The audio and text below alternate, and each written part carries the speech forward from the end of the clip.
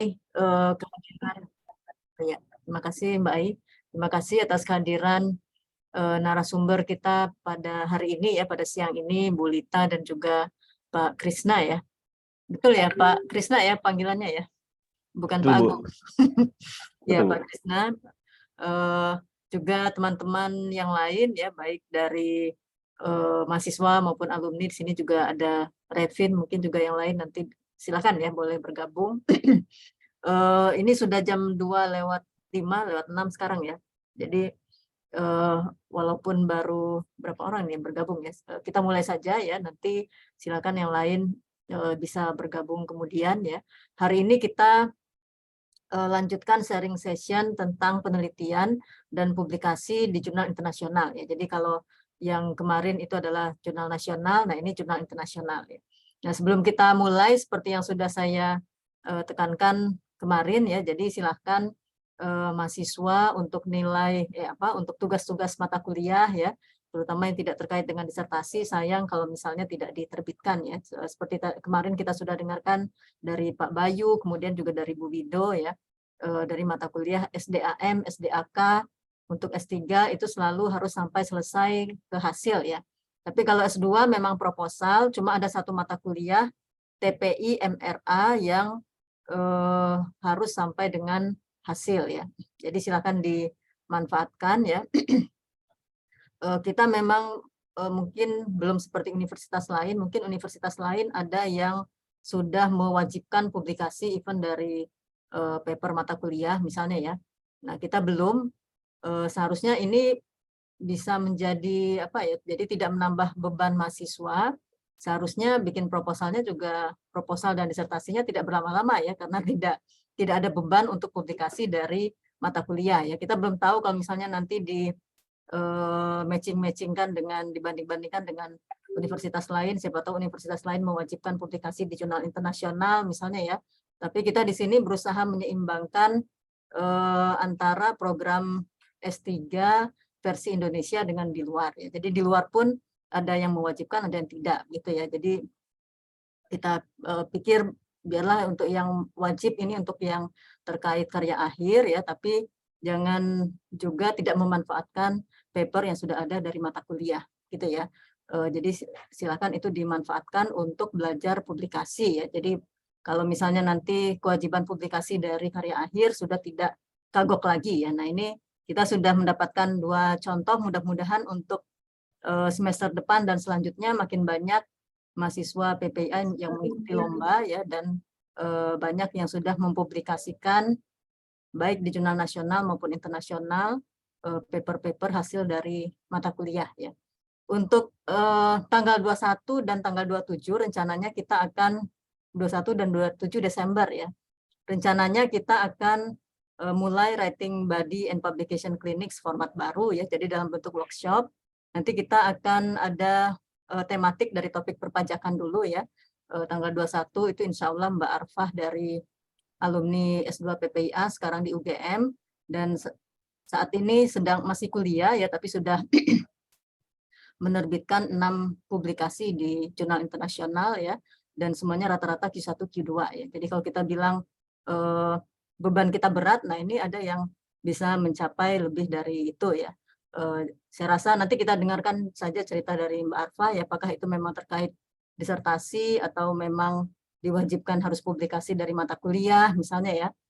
Seharusnya kalau misalnya di UI tidak diwajibkan publikasi dari mata kuliah, seharusnya ini sudah mengurangi beban ya. Jadi kita harapkan pengerjaan proposal dan disertasinya tidak terganggu karena harus publikasi dari mata kuliah ya. Jadi seharusnya tidak ada hambatan lagi ya dalam hal proposal maupun disertasi. Oke, ya ini sudah ada tambahan lagi yang bergabung. Mungkin kita mulai saja dari Bu Lita ya untuk pemaparan tentang penelitian dan publikasi di jurnal internasional. Topik atau judulnya ini cukup unik ya, tentang studi kasus ya. Nanti silakan Bu Lita ceritakan sendiri ya. Studi kasus kemudian bisa tembus ke Q2 mungkin ya Bu Lita ya. Benar ya? Ya. Benar Bu, Q2. Ya, baik. Silakan dari Bu Lita, kemudian nanti tanya jawab, kemudian Mungkin jam 3 dilanjutkan dengan Pak Krisna, kemudian tanya jawab, tapi tidak menutup kemungkinan kalau nanti setelah Pak Krisna presentasi, kemudian baru terfikir pertanyaan untuk Bu Lita, kita fleksibel aja ya, tidak Ya, usah baik. terlalu resmi ya. Ya, baik. Oke, baik. Silakan Bu Lita. Ya, izin screen Ya. ya, Bu. Jadi terima kasih kepada PPIA yang mengadakan kesempatan kali ini untuk sharing. Semoga apa yang hasil hari ini itu bisa bermanfaat untuk kita semua. Baik, ini mungkin saya akan sharing terkait proses publikasi saya yang saya lakukan. Jadi ini saya publikasinya itu di jurnal Q2 ya, jurnalnya itu Journal of Financial Crime. Nah, mungkin kalau di kesempatan kali ini saya nggak akan banyak berbicara terkait dengan isi dari bagaimana bikin artikel itu tuh kayaknya sih teman-teman semua udah jago lah ya gitu dengan bimbingan ibu-ibu dan dosen-dosen kita udah tahu isi apa yang menarik, bagaimana menampilkan itu kayaknya sudah ini semua sudah bisa memahami lah gitu. Nah, ini mungkin saya sharing lebih terkait kepada tahapan dan proses yang saya sendiri lalui gitu pada saat saya publikasi gitu. Mungkin kesalahan yang saya lakukan ini bisa jadi masukan buat teman-teman agar tidak melakukan kesalahan yang sama pada saat seperti pada saat saya melakukan publikasi gitu. Mungkin dan setiap paper mungkin stepnya juga nggak pasti mirip gitu, tapi mungkin ini bisa jadi gambaran mungkin kurang lebih seperti ini. Jadi paper saya ini judulnya Paying a Premium for Accounting Crime. Jadi ini ceritanya adalah paper mata kuliah filsafat yang saya buat waktu mata kuliah filsafat of science. Nah, di mata kuliah filsafat of science itu sebenarnya ada 2 materi yang kita dapat. Setengah semester itu materi tentang etika yang diajar oleh Ibu Elvia, setengah materinya itu tentang filsafat yang diajar oleh Bu Dini. Nah, kebetulan di mata kuliah itu kita harus bikin 2 paper gitu. 1 paper filsafat, 1 paper untuk yang etika. Nah, yang ini adalah paper tugas yang untuk bagian etika. Nah, pada saat itu kita masing-masing mahasiswa itu sudah dibagi kayak tema yang harus dibuat. Nah, temanya itu berdasarkan bab chapter dari buku wajib yang kita baca. Saya dapatnya bab terkait intention. Nah, dari Bu Alfia saya sudah langsung diarahkan harus ngambil untuk Jiwasraya. Jadi ini adalah sebenarnya pilihan dari arahan dari Ibu dosennya. Nah, pada saat mau ngangkatnya itu juga agak sedikit bingung kalau cuma intention dan jiwasraya aja agak susah. Jadi saya kaitkan dengan deontologi sama utilitarian itu kayak sifat apa ya etika gitu. Kalau utilitarian itu berfokus pada hasil gimana jalannya, hasilnya mau jelek terfokus pada hasil mau jalannya jelek atau bagaimana, yang penting hasilnya bisa membawa maksimal untuk orang banyak gitu. Itu kalau deontologi itu lebih kepada proses gitu. Apapun hasilnya jelek atau bagus itu tuh ditentukan oleh bagaimana prosesnya. Nah, kurang lebih seperti itulah. Jadi kayak konflik antara utilitarian dan deontologi dikaitkan dengan intention dan melihat dari kasus Jiwasraya. Nah, mungkin yang pertama kali kalau kita mau publish tentulah kita lihat scope dari jurnalnya masing-masing ya. Jadi kalau ini kebetulan jurnal-jurnal untuk etika itu nggak banyak. Pada saat saya mau bikin tulisan paper ini pun pas mau tugas itu agak susah mau cari paper-paper yang memang membahas tentang kasus-kasus yang terjadi gitu. Nah, mungkin di sini apa kayak slot yang bisa diisi gitu waktu itu. Nah, jadi cari-cari jurnal, saya dapat jurnal yang ini, Journal of Financial Crime ini, dia lihat evidence base. Nah, saya itu patokan pada kata evidence base-nya aja tuh waktu kemarin. Terus saya lihat di Simago, dia yang bagian-bagian untuk ekonomi, finance gitu, dia terima itu yang di bawah ini. Nah, ini dia economic, finance gitu. Jadi saya pikir evidence base, economic, finance, udahlah saya coba aja. Waktu itu kemarin seperti itu. Jadi saya udah pas jadi, terus saya translatekan. Nah, translate-nya saya terus terang agak-agak manual. Jadi nggak pakai translate yang bersumpah gitu. Jadi translate biasa, terus dibaca-baca lagi. Kalau Google Translate-nya aneh, dibikin-bikin sendiri kayak gitu. Cuma bener-bener translate-nya manual dah. Pokoknya ini udah kayak ini aja project nekat, coba-coba. Nah, lalu sesudah itu udah jadi papernya, udah itu translate, baru kita turnitin dulu. Nah, turnitin ini wajib kayaknya ya. Jadi kalau misalnya minimal untuk gambaran dari kita lah gitu, sebenarnya punya kita ini similarity-nya berapa. Nah, saya coba diturnitin dulu, ternyata hasilnya 19. Saya pikir kalau di bawah 20 kayaknya masih bisa lah. Jadi saya rubah lagi waktu itu 19 tuh langsung sama. Nah, terus pada saat masuk itu sebelum mungkin untuk sebagai pengingat teman-teman gitu, jangan lupa untuk mengecek format karena setiap paper itu jurnal itu formatnya beda-beda, terutama kayak identitas penulis bla bla bla gitu, acknowledgement gitu-gitu, itu dia aturannya beda-beda, ada yang di bawah, ada yang di lembar tersendiri, terus bagaimana citasinya. Nah, itu mungkin bisa dilihat dulu sebelum papernya mau disubmit karena Udah depan buang sampah. nanti kalau enggak tuh apa namanya, nanti bisa tektokan reviewnya cuma betul-betulin format doang, itu biasanya makan waktunya cukup lama. Nah, habis itu udah formatnya udah sesuai, terus turnitinnya kita rasa udah cukup, kita coba masukin. Nah, nanti kalau dia udah keluar kayak gini, proof kayak gini, berarti di sistemnya udah terbaca, itu udah tinggal bisa kita submit. Nah, mungkin diingat juga saya pas submit ini diminta clearance etik, walaupun saya itu nggak pakai human subject research, tapi ditanyain juga. Nah, kebetulan karena saya itu datanya sumbernya itu dari berita, terus dari buku, ada koran dan buku, jadi saya nggak ada data primer, jadi ini nggak saya klik, nggak saya masukkan juga. Biasanya kalau misalnya ada kutipan wawancara, dia minta. Nah, ini kalau berbagi dengan pengalaman saya sendiri yang sedang saya hadapi, karena saya sekarang lagi penelitian dengan data primer, clearance etik ini kalau misalnya mau penelitian mohon bisa diurus jauh-jauh hari, minimal 2 bulan. Karena kalau clearance etik itu kalau di kita itu ada 2, kalau di Indonesia bisa dapat. Kalau yang pertama untuk nasional itu dari BERIN. Nah, kalau BERIN ini agak cepat, bisa 1 bulan bisa clearance etik udah keluar. Nah, tapi mereka juga nggak ada biayanya. Semua proses online, tinggal kita masukin permohonan, nanti mereka review, kalau ada mau revisi-revisi, kalau nggak ada biasanya 1 bulan. Nah, kalau yang untuk clearance etik yang diterima di jurnal internasional itu yang hanya di Indonesia itu hanya ada dari LPMUI. Nah, kalau dari LPMUI ini agak lama karena prosesnya hanya proses 1 bulan 1 kali, di setiap tanggal 25 setiap bulannya. Jadi tanggal berapapun bulan itu kita masukin tetap diproses tanggal 25, karena itu jadinya agak lama karena menunggu batch, setiap batch per bulannya.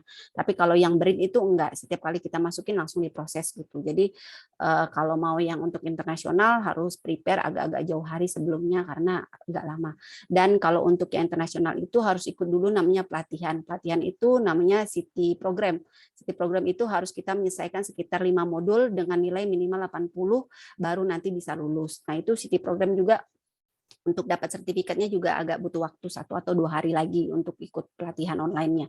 Jadi kalau mau yang pakai data primer, mohon ini bisa disiapkan juga sebelum untuk publikasi jurnalnya karena nanti pasti diminta. Nah, begitu sudah kita submit, kalau untuk kasus saya ini semua kebanyakan komunikasi itu via email. Jadi si publisher-nya itu selalu meng-email setiap tahapan atau proses yang harus saya kerjakan.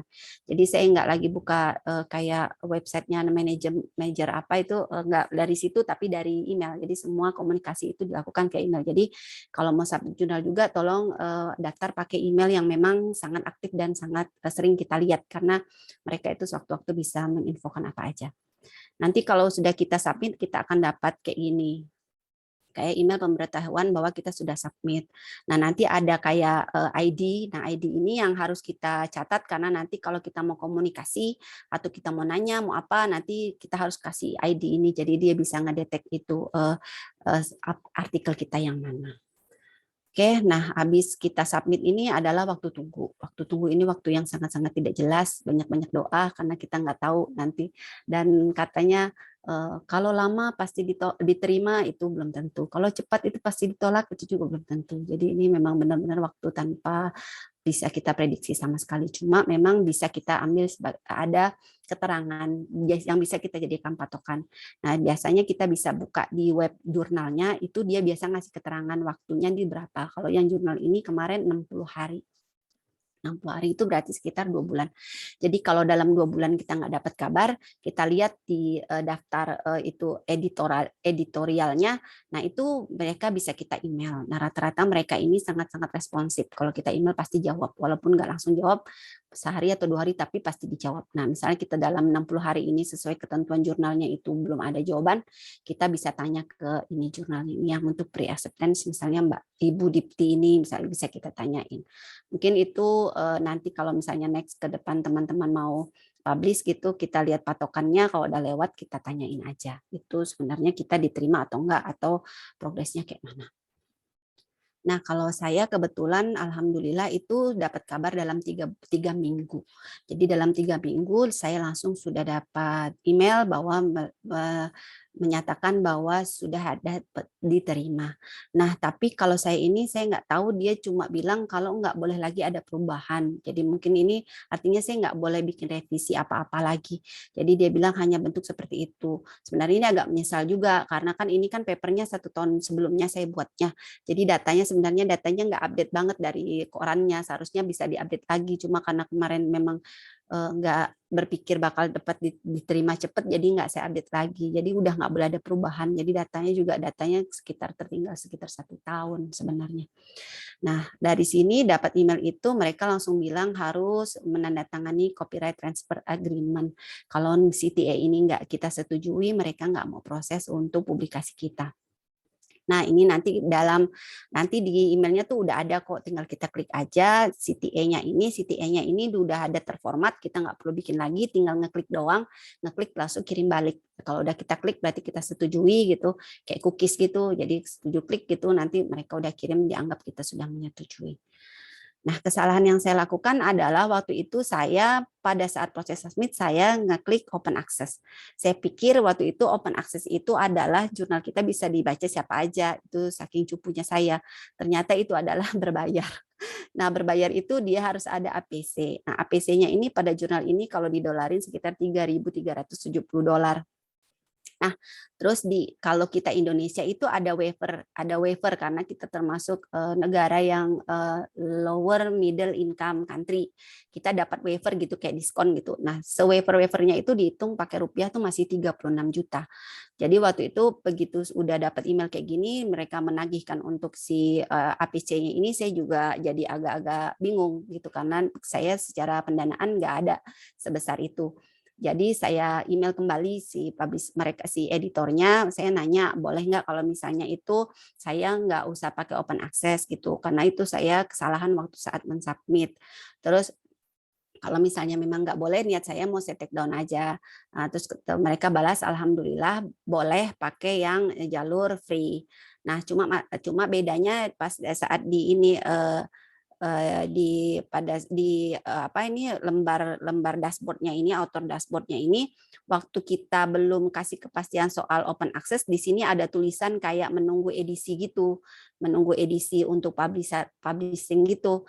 Tapi begitu udah saya minta dia jadi free, tulisannya jadi hilang. Jadi memang udah nggak tahu waktu tunggunya edisinya kapan dia terbit, cuma ada keterangan accept doang. Tapi alhamdulillah sih masih bisa untuk pakai jalur free gitu. Jadi mereka masih setuju untuk publish dengan tanpa biaya. Lalu sesudah itu sudah ada sudah ada email terkait ini, saya di email lagi kira-kira 5 hari berikutnya terkait dengan proof ya. Jadi mereka menginfokan bahwa nanti akan ada file yang dikirim di mana kita suruh betulin. Nah, betulinnya itu kayak revisi ringan gitu. Nah, katanya dalam 7 hari filenya dikirim, tapi sesudah dikirim harus dikembalikan dan diisi dalam 5 hari. Kalau dalam 5 hari itu kita nggak kembaliin, dianggap bahwa artikel kita tidak ada perubahan. Nah, tanggal 4 hari dari email ini diterima, saya dapat itu email yang terkait dengan file yang harus saya edit, artikel saya yang harus saya edit. Nah, ini harus diedit pakai aplikasi Adobe. Dan editnya itu dia online. Jadi kita tinggal ngeklik langsung masuk ke sistemnya untuk perubahannya. Dan perubahannya itu juga nggak bisa udah ditentuin gitu loh apa-apa yang dirubah. Nah kayak gini nih filenya tuh kebukanya kayak gini. Jadi ada kayak biru gini ini nanti kalau kita udah kasih catatan gitu nanti kita klik si birunya ini langsung masuk ke sistemnya mereka. Nah kita hanya boleh ngeditnya itu pakai mode ini, mode annotation ini kayak mode kasih komen gitu aja. Nanti kalau udah kita tulis komennya, kita klik publish, nanti dia langsung masuk ke sistemnya. Nah, di sini di dalam filenya itu juga udah dikasih tahu ini apa-apa yang harus diedit. Jadi selain ini kita tidak boleh lagi bikin perubahan. Jadi udah ditandain nama mereka, satu apa, 2, 3, 4, 5. Nah, yang 7 ini misalnya kayak gini, 7 itu mereka yang terkait ini citasi untuk si Renault ini katanya belum lengkap, jadi suruh dilengkapin ya pakai annotation ini, nanti kita tulis, nanti kita klik publish, nanti dia langsung di sistemnya langsung masuk adanya perubahan. Nanti kalau udah 1 sampai 7 ini sudah kita betulin, udah kita kasih keterangan atau udah kita kasih tambahan, nanti kita klik nih complete proof review. Nah, kalau udah diklik complete proof review ini nih warna birunya jadi hilang, jadi udah nggak bisa lagi ngedit, jadi dianggap kita udah selesai. Itu. Nah, sesudah itu kita email kan udah kita submit terus dibilang saya dapat email lagi besoknya bahwa perubahannya udah diterima. Terus dia bilang akan diproses untuk 30 hari untuk publish-nya. Nah, di tanggal 1 November beberapa hari kemudian itu saya dapat email dari mereka bahwa sudah publish kalau artikel saya. Cuma artikelnya itu belum ada kayak nomor jurnalnya gitu. Jadi cuma kayak publish aja, itu publishnya tuh di early site ini. Jadi bukan di issue tapi di early site.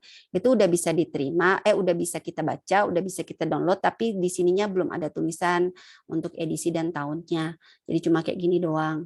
Nah, itu juga nggak tahu kapan dia kasih kita edisi, kapan dia kasih kita waktu publish juga itu nggak dikabarin di sini. Cuma dia bilang udah bisa dilihat aja di early site.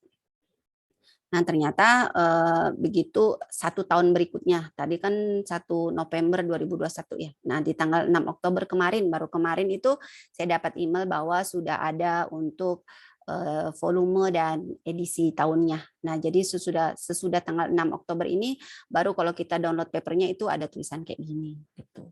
Nah, itu proses publikasinya udah selesai. Jadi dari accept itu sampai publish itu saya sekitar 1 tahun.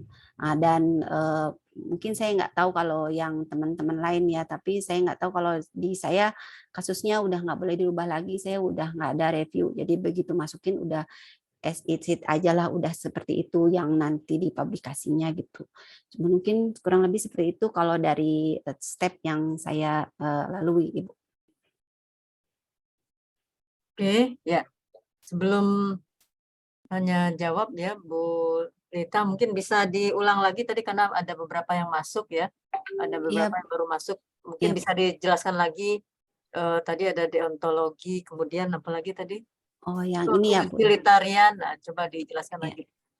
Oh, yang ini terkait papernya, Bu. Jadi papernya itu saya ditugaskan untuk melihat kasus Jiwasraya, tapi dari sisi intention. Intention itu kayak kalau di bukunya itu, di buku teorinya itu kayak apa sih sebenarnya yang ada di dalam benak orang pada saat dia melakukan sesuatu gitu, baik itu kebaikan atau keburukan kayak gitu. Nah, kita kasus Jiwasraya ini jadi saya lihat dari sisi intention dari si manajer-manajer dari Jiwasrayanya ini gitu. Nah, kalau cuma kita ngomongin intention aja kan kayaknya kurang menarik tuh, Bu. Jadi saya kaitkan dengan deontologi sama utilitarian. Kalau utilitarian itu suatu konsep yang dimana orang beranggapan hasil semakin banyak yang menikmati hasil itu sudah benar gitu. Misalnya kalau kita mau berbohong ataupun misalnya kita menipu tapi nanti untuk kebaikan orang banyak itu kalau menurut utilitarian itu diperbolehkan. Nah, itu dikonflikkan dengan deontologi, dan deontologi itu konsep di mana caranya harus benar dulu kalau mau dapat hasil yang benar gitu. Jadi kalau misalnya caranya dengan cara berbohong, walaupun hasilnya itu bagus, itu dianggap bukan melanggar etika gitulah, seperti itu. Nah, jadi saya mengaitkan konsep utilitarian dan deontologi itu di dalam intention seseorang gitu pada saat dia melakukan kejahatan. Nah, di kejahatannya diangkat dari si Jiwasraya ini, karena kan itu ceritanya misalnya jadi diceritain kayak dibikin kronologis itu dari udah berapa belas tahun ini terjadi, terus mengapa bisa terjadi seperti itu, terus kalau misalnya kita jadi pemimpin manajer di situ apa yang dalam benak kita nih yang kita lakukan gitu, terus deontologi dan utilitariannya tuh di mana, kayak gitu sih Bu. Jadi konsep kayak cuma kayak ngomentarin kasus aja, kasus dari Jiwasraya ini gitu. Nah, kebetulan memang mungkin belum pernah ada yang mengangkat kasus ini sebelumnya sih. Jadi kayaknya kesannya kayak ya belum ada aja gitu. Dan ini memang kasus yang benar terjadi dan nilai rupiahnya juga cukup besar. Jadi mungkin secara si reviewernya melihat ini sesuatu yang apa ya boleh diberitakan lah gitu untuk dipublishkan gitu, mungkin seperti itu Bu. Ya, baik. Oke, jadi tadi dari cerita awalnya Bu Lita ya, ini adalah paper dari mata kuliah filsafat ilmu. Sayangnya sekarang sudah nggak ada ya perubahan kurikulum ya Bu Lita ya. Iya Bu. Kalau nggak salah materi filsafat ilmunya sudah digabung ke MRAL kalau saya nggak salah ya, Oh PPA iya, ya. iya. Metode riset akuntansi lanjutan ya. Jadi silakan nanti teman-teman terutama S3 ataupun ini sebetulnya tidak dibatasi harus level berapa ya. S2 juga misalnya ada apa topik-topik yang lebih filosofis misalnya ya, walaupun kita di PPIA pendekatannya lebih ke empiris, itu silahkan ya. Oke, sebelum kita lanjutkan mungkin silakan kalau ada tanggapan atau pertanyaan dari semua yang hadir.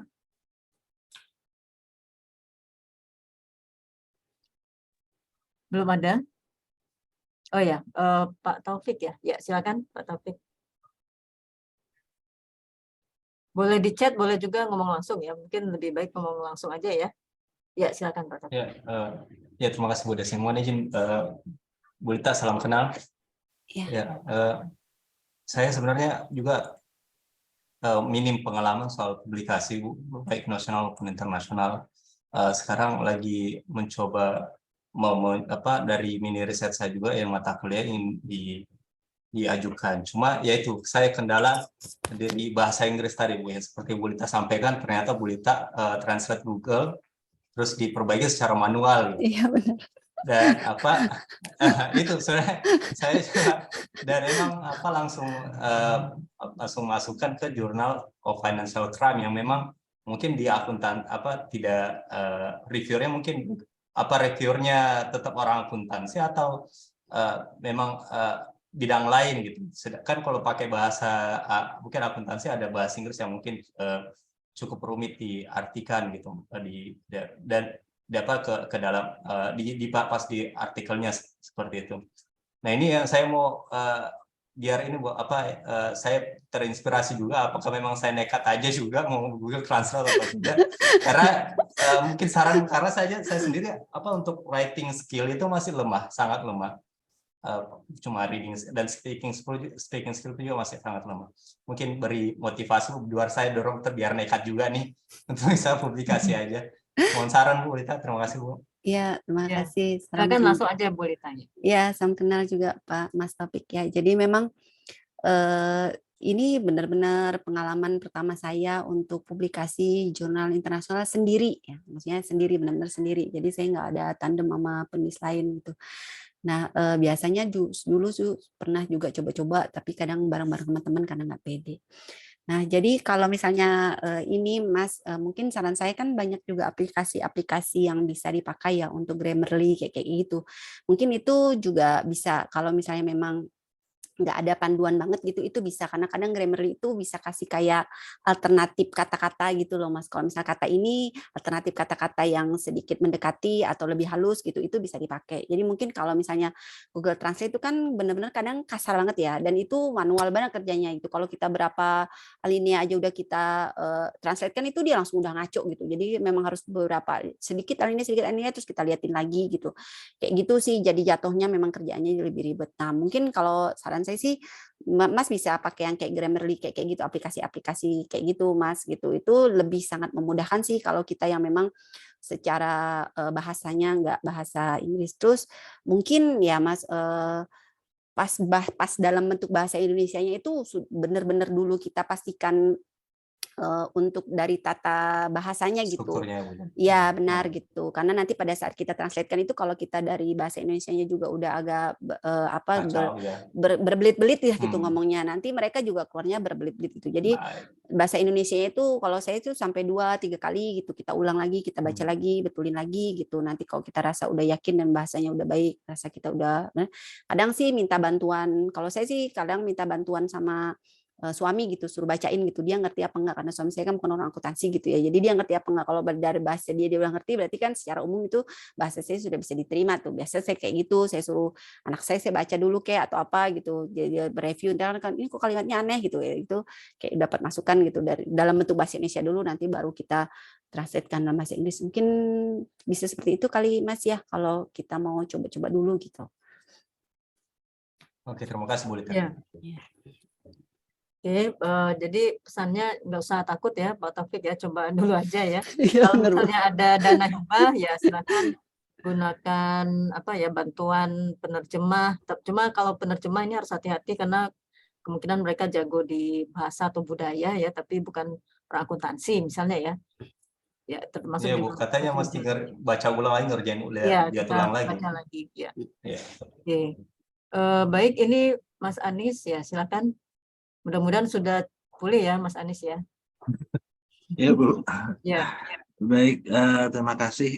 Mau nanya ke Bu Lita, ada 2 pertanyaan. Yang pertama, waktu memilih jurnal of financial crime ini, Bu Lita proses searching-nya seperti apa? Apakah bagaimana sampai menentukan, oh saya submit ke jurnal financial crime gitu. Jadi oke, kayaknya ini jurnal yang tepat atau publikasi yang tepat untuk artikel saya. Kemudian yang kedua, tadi kan sempat disebut kalau prosesnya sampai setahun sampai dengan publikasi, itu tektokan review dengan reviewernya itu berapa kali, dan mungkin kalau kalinya lupa tapi isi reviewannya kayak apa sih gitu kan. Kalau jurnal, saya kan belum punya pengalaman di jurnal internasional, isi reviewnya itu seperti apa yang diperoleh dari reviewer. Mungkin itu saja. Terima kasih. Ya, baik, saya jawab ya langsung ya Mas Anies. Jadi kalau untuk pemilihan jurnal itu kalau saya ambilnya dari Simago. Itu kan ada kayak klik yang bisa kita searching ke area apa gitu kan yang mau kita searching.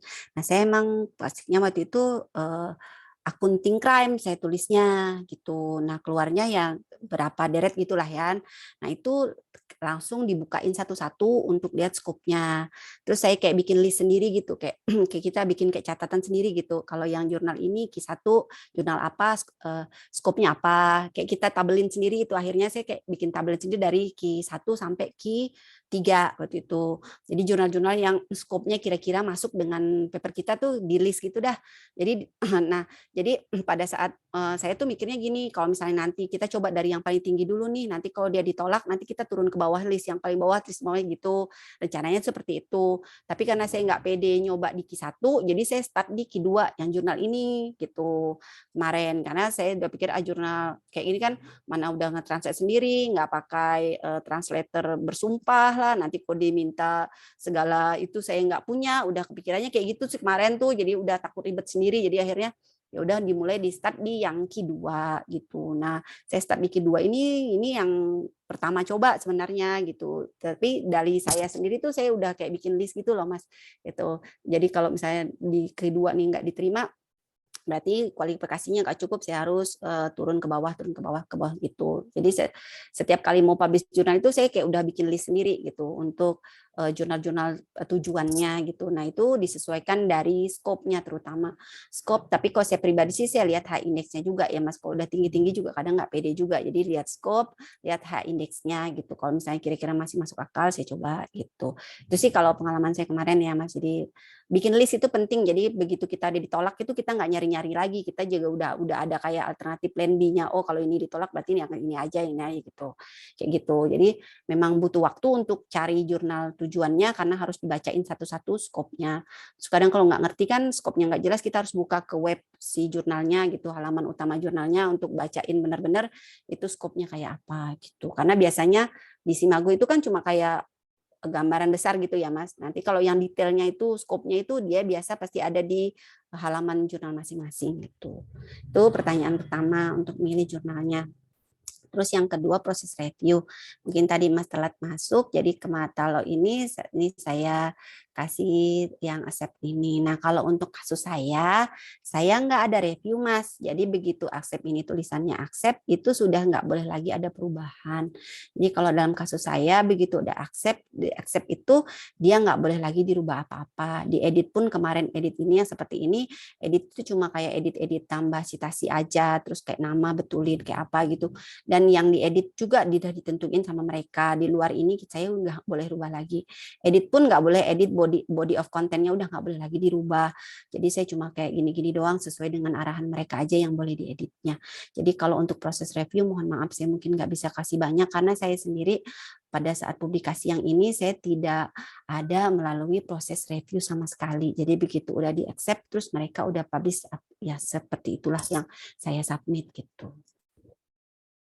Iya. Jadi proses reviewnya lebih ke apa namanya, bukan konten ya berarti ya? Iya, Konten kayak nggak ada, editing aja, benar. editing aja. Benar kayak Tapi gini. yang lama itu berarti proses antrian di merekanya atau gimana, Bu Lita? Kalau sifatnya? saya kebetulan dari submit sampai di accept itu cuma 3 minggu, Mas. Dapat Oke. kabarnya gitu. 3 minggu aja itu udah dapat kepastian. Maksudnya udah Accept. dapat email bahwa accept. Yang lama itu kan habis accept ini kan langsung sebenarnya sebulan lebih gitu ya. Dari accept itu udah publish tapi di early site aja. Di early site ini tuh belum dikasih volumenya, cuma udah publish kata mereka, udah bisa kita download juga, terus udah ada di web di paper mereka lah, jurnal mereka tuh udah ada gitu. Nah udah ada DOI-nya juga gitu, udah bisa kita klik juga kalau misalnya pakai yang UI itu library UI itu tuh bisa. Cuman kalau kita download itu cuma kayak gini, tapi belum ada.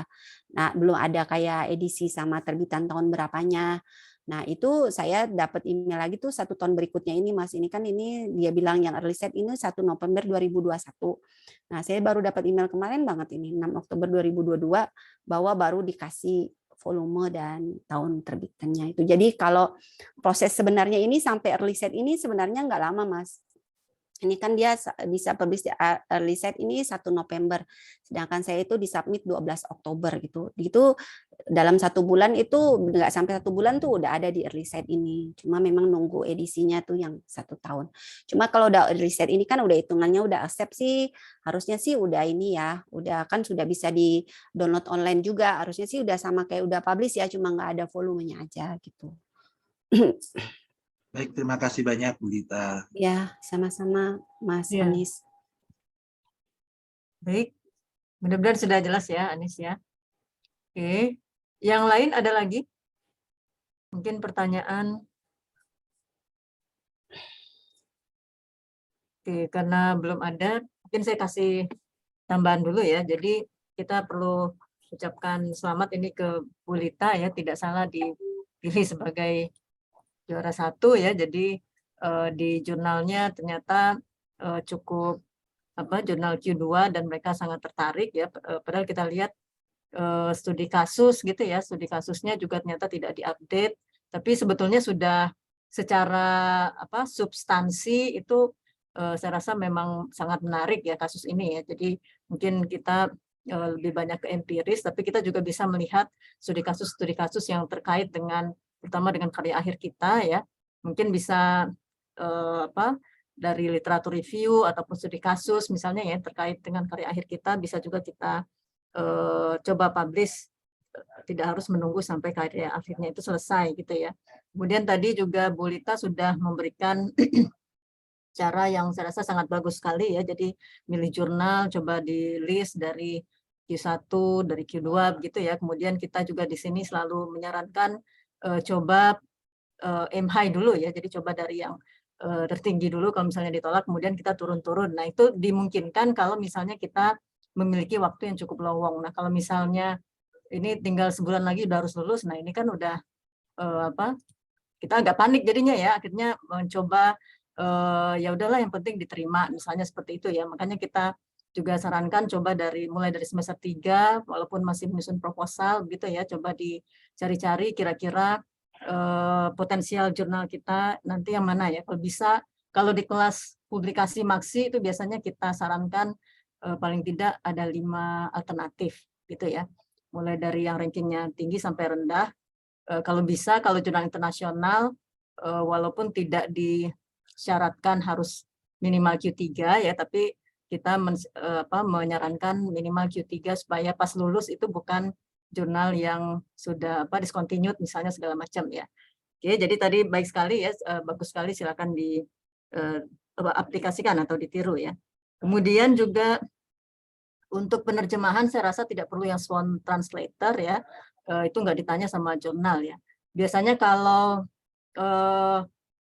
bahasanya agak-agak gimana banget gitu ya, biasanya mereka minta di proofread atau diedit lagi ya, dan sebagai buktinya mungkin kita harus menyerahkan sertifikat ya, sertifikat proofreading. Oke.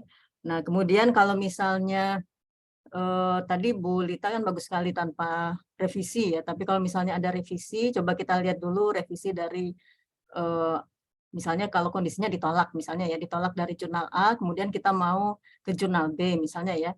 Coba kita lihat dari jurnal A ini apakah ada yang perlu kita perbaiki dulu ya berdasarkan masukannya, walaupun tidak perlu semua ya, karena bisa saja nanti di jurnal B itu reviewernya berbeda dan pendapatnya berbeda lagi ya. Jadi coba kita lihat apakah ada hal yang signifikan perlu kita perbaiki dulu sebelum kita lanjutkan prosesnya di jurnal yang lain, gitu ya. Supaya jangan kita ditolak oleh beberapa jurnal itu karena masalah yang sama, gitu ya.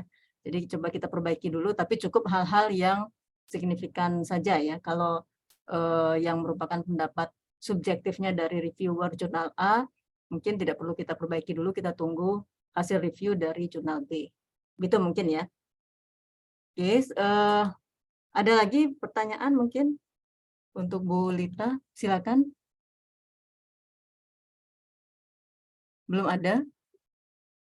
Oke, kalau belum ada, kita coba lanjutkan dulu ke Pak Krisna ya. Nanti kalau misalnya ada pertanyaan lagi, silakan ya, baik untuk Bu Lita ataupun Pak Krisna setelah Pak Krisna presentasi. Oke, baik, silakan Pak Krisna. Baik, terima kasih Bu Desi.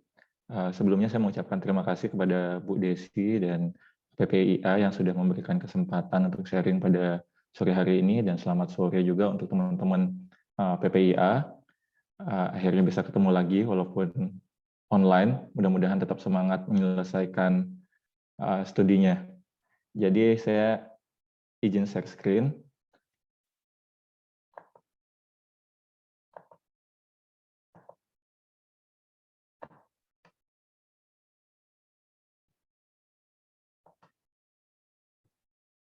Oke, hari ini saya akan mempresentasikan, jadi diskusi tentang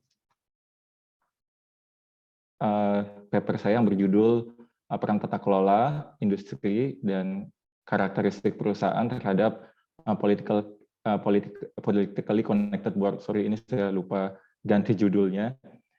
Jadi selanjutnya ini. Jadi latar belakang penelitian ini yang pertama, studi menunjukkan koneksi, jadi penelitiannya tentang koneksi politik perusahaan. Jadi studi menunjukkan koneksi politik perusahaan merupakan strategi yang umum ya dilakukan baik di negara maju dan berkembang. Terus dari hasil literatur review, saya menemukan bahwa ternyata political connection itu tidak selalu hasilnya positif dan ada negatif juga. Jadi menarik untuk dilihat kalau hasilnya ternyata juga banyak yang negatif.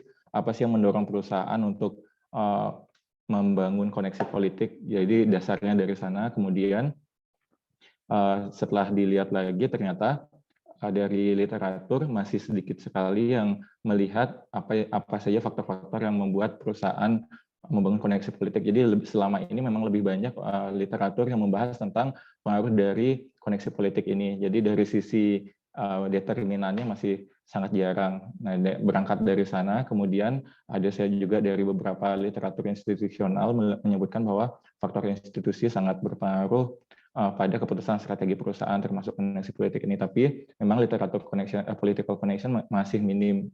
Yang saya lihat baru yang membahas itu waktu itu masih Vasio ya, yang Vasio seperti itu yang 2006. Nah, ini tujuan penelitiannya. Jadi saya melihatnya dari 3 sisi. Pertama dari level negara, kemudian level industri, dan level perusahaan. Dari level negara saya melihat hubungan governance negara, itu ada 4 variabel karena 2 variabelnya sudah diuji Vasio.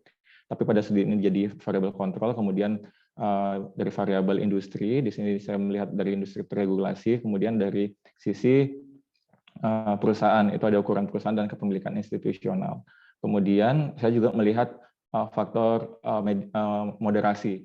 Jadi pada studi sebelumnya dikatakan bahwa kepemilikan institusional ini cenderung untuk menolak political connection, political activity. Pada penelitian sebelumnya, political activity itu berupa lobbying dan dana kampanye ya kalau di Amerika gitu. Nah, saya coba melihat juga dari sisi political connection-nya, kemungkinan kepemilikan institusional ini akan sangat ditentukan juga oleh governance negara, dalam artian ketika dia ada di negara yang governance tata kelolanya buruk, kemungkinan yang awalnya negatif itu negatifnya akan sedikit berkurang ketimbang di negara yang memiliki tata kelola yang baik seperti itu. Jadi ini sebenarnya data sebelumnya saya juga harus penelitian ini bagian dari disertasi ya. Jadi datanya di sini menggunakan hand collected, kemudian sampelnya ada 1.700 perusahaan firm year, jadi memang agak lama di nyari data. Ini 1.700 yang sudah final. Awalnya itu 3.000, ada 3.000, tapi kemudian dikurang-kurangi, akhirnya 1.700. Itu dari 20 negara. Pengujiannya menggunakan logistik, ada menggunakan probit dan tobit juga ketika melakukan sensitivity dan uji tambahan. Ada juga mengeluarkan beberapa negara ketika uji sensitivity dan tambahan. Nah, ini negaranya itu relatif merata, ada 20 negara. Kemudian ini hasilnya, ini beberapa ringkasan hasil dari sisi governance, tata kelola, faktor akuntabilitas dan stabilitas terbukti signifikan, kemudian industri terregulasi terbukti positif signifikan terhadap kemungkinan perusahaan memiliki koneksi politik, kemudian dari karakteristik negara, kepemilikan institusional terbukti negatif signifikan. Ini hasil moderasinya. Hasil moderasi yang yang terbukti hanya akuntabilitas ya. Akuntabilitas terbukti memperlemah hubungan institusional, kepemilikan institusional dan koneksi politik seperti itu. Jadi ini simpulannya ada 4 simpulan. Jadi karakteristik tata kelola negara khususnya akuntabilitas dan stabilitas berasosiasi secara langsung terhadap keputusan perusahaan untuk terkoneksi politik, kemudian perusahaan yang berada pada industri terregulasi memiliki kemungkinan terkoneksi lebih tinggi dibandingkan yang tidak terregulasi di industri yang tidak terregulasi, kemudian kepemilikan institusional terbukti memiliki hubungan negatif, kemudian keputusan investor institusi ini ditentukan oleh karakteristik negara khususnya akuntabilitas. Jadi sekian, ini papernya kebetulan kemarin accepted di Journal of Financial Reporting and Accounting. Jadi kalau dari Q2, kalau dari sisi economic dan finance, kemudian ini proses publikasinya. Jadi kalau bisa saya ringkas, ada empat tahapan publikasi. Yang pertama, memetakan dan memilih jurnal, kedua menyiapkan paper dan submit, kemudian first decision dan revisi, kemudian submit dan revisi. Nah, ini memetakan dan memilih jurnal. Mungkin ini lanjut lanjut juga tadi ada yang nanya di mana sih memetakan jurnal. Mungkin kalau dibanding Mbak Lita tadi, posisi saya lebih pas sesuai apa yang dikatakan Bu Desi. Jadi tadi Bu Desi sempat bercerita kalau ketika kondisi kita lagi uber-uberan, ini waktu terbatas, memang ini banyak faktor yang perlu dipertimbangkan seperti itu. Kebetulan saya sudah mau masuk tahun kelima kalau nggak salah. Jadi memang harus cepat-cepat selesai. Jadi memang yang pertama ketika publikasi, yang pertama yang dihitung adalah waktu ya. Jadi kita nggak mungkin nyari yang bagus tapi waktunya lama karena memang harus segera dipublikasi untuk bisa tamat. Kemudian Q-index ini kalau kita memastikan bahwa ini masuk ke buku panduan, kalau nggak salah ada panduan publikasi, itu kira-kira kita masuk di mana. Kemudian yang harus dihindari juga predatory ya.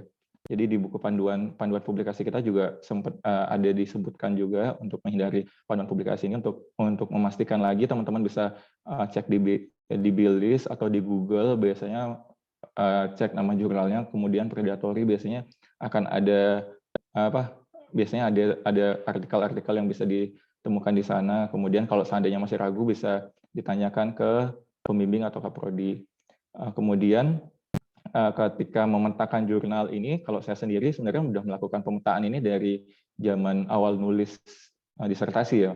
Jadi setiap ada jurnal yang mungkin kayaknya ini bisa nih, nggak susah-susah banget. Maksudnya kita bisa ngelihat kan ada jurnal yang tinggi sekali, ada yang kayaknya ini bisa. Saya biasanya catat, kemudian dari catat ini kemudian saya list dulu, nanti ketika sudah saatnya baru saya cek lagi.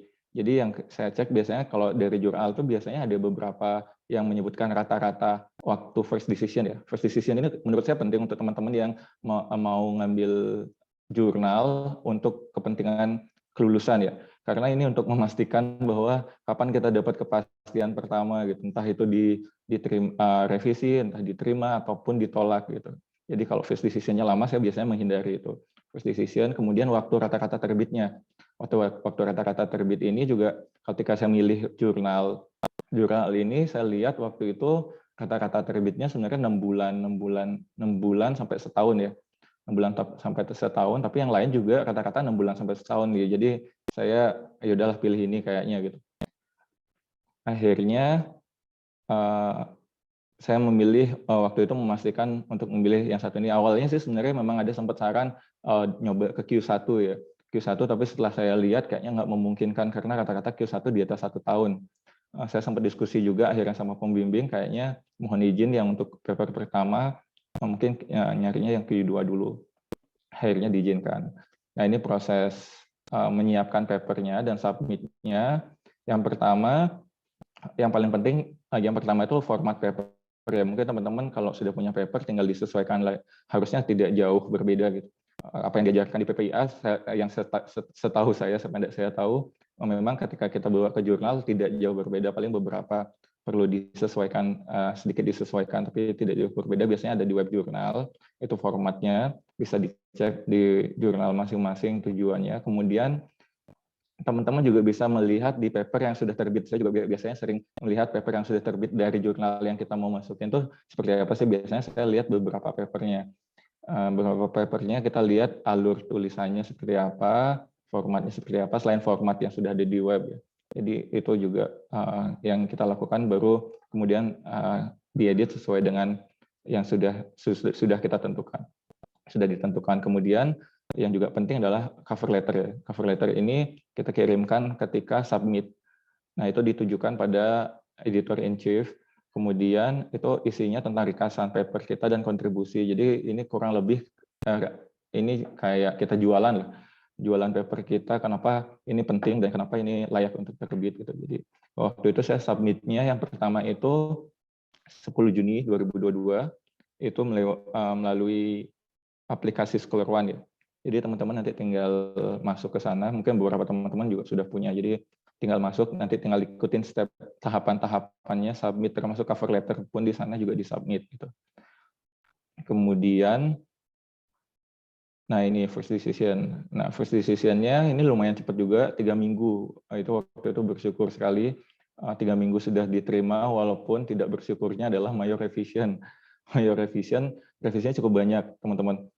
Dan waktu revisinya waktu itu 1 bulan. 1 bulan itu saya berpikir ini minta perpanjangan atau enggak. Tapi saya pikir karena saya juga ubur-uburan waktu, saya harus udahlah biarin sebulan gitu. Saya coba sebulan.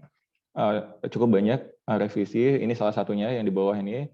Jadi waktu itu tentang riset gap yang kurang jelas, kemudian tentang literatur review. Nah ini juga ternyata penting. Saya baru saya sudah melewati dalam proses nulis itu udah melewati 3-4 tahun ya. Kalau nggak salah saya menulis itu kan di awal 2018, saya submitnya 2022, udah 3 tahunan lah. 3 tahunan ternyata literatur yang saya pakai ketika saya nulis di 2018, 2019 itu kan kata-kata yang dipakai itu di 2016 kan. Artinya udah lewat banyak gitu. Jadi saya baru sadar juga, oh ternyata udah lewat, udah cukup jauh lewat. Jadi diminta waktu itu update karena memang kata-kata yang saya pakai adalah di bawah literatur waktu itu di bawah 2017. Ini yang cukup lama juga karena harus baca ulang, harus nyari literatur ulang, harus baca ulang. Ini yang waktu itu bikin cukup banyak. Kemudian metodologi. Jadi metodologi juga justifikasi atas metodologi ini juga penting sekali. Kemarin itu mungkin ada beberapa yang lemah. Ini beberapa. Jadi kurang lebih ketika reviewnya isinya kurang lebih seperti ini tentang metodologi. Nah, kemudian kemarin itu ketika revisi saya bikin tabel ya. Mungkin teman-teman yang udah ujian rata-rata kalau dapat masukan kita bikin tabel di sebelahnya, kita bikin revisi apa di halaman berapa, itu seperti biasa kita langsung sebutin. Jadi ini sudah kami perbaiki dengan ini. Jadi itu dibuat tabelnya, nanti ketika disubmit tinggal masukin aja sih. Tabelnya nggak perlu dimasukin, tinggal dimasukin ininya aja. Kata-katanya aja. Kemudian yang agak drama juga ketika itu revisi, ini kan deadline-nya sebulan ya. Sebulan. Nah ini, submit revisi itu dikasih waktu sebulan. Nah ternyata ketika saya submit, tiba-tiba harusnya ada waktu deadline-nya itu tanggal 5 Agustus, kemudian saya submit tanggal 4 malam deh kayaknya.